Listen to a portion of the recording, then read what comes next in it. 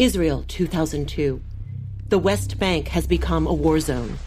Bombings and violence on all sides stretch the limits of hospitals, medical facilities, and first responders. Military ambulances must make painful choices, whether to dash closer to less equipped, small hospitals, or travel farther to medical centers deeper into Israel for better care and life-saving equipment.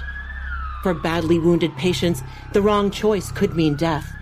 And so often, their lives hinge on what happens in the first few minutes of care.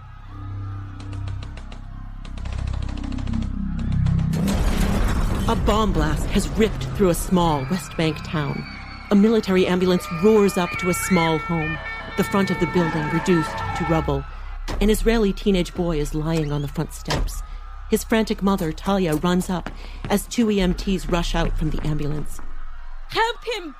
Please help my son! The bomb was so close, his head is bleeding!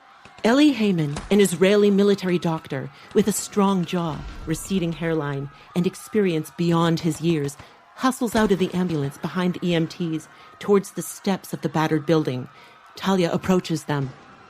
I'm Dr. Eli Heyman. What's your name? Talia, I'm his mother. That's Joseph. Patient is a male in his late teens, appears in and out of consciousness. Dilation of one pupil. Some loss of blood. No bleeding from the ears, no raccoon eyes. We need to get vitals and transport them to trauma care immediately. Talia, we are going to take care of Joseph, but the first few minutes are crucial. We're bringing him to a hospital so we can see what is going on inside his head. You can come with us. Mom, we have to go!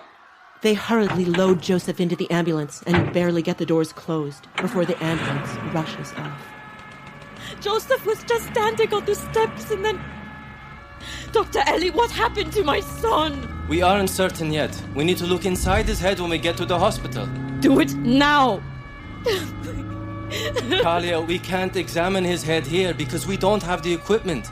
We need something called a CT scanner. It uses a computer to combine a series of X-rays to create pictures of Joseph's head so we can take a look inside. You should have it here. Why don't you have one here? I wish we did. You don't know how much I've thought about this. They're too big and too heavy. They can't fit in an ambulance, but we'll have one at the hospital. Talia nods and holds Joseph's hand. The EMT keeps a watch on Joseph, who barely moves as the ambulance roars through the narrow streets towards the hospital, still miles away. I just hope we can get there in time.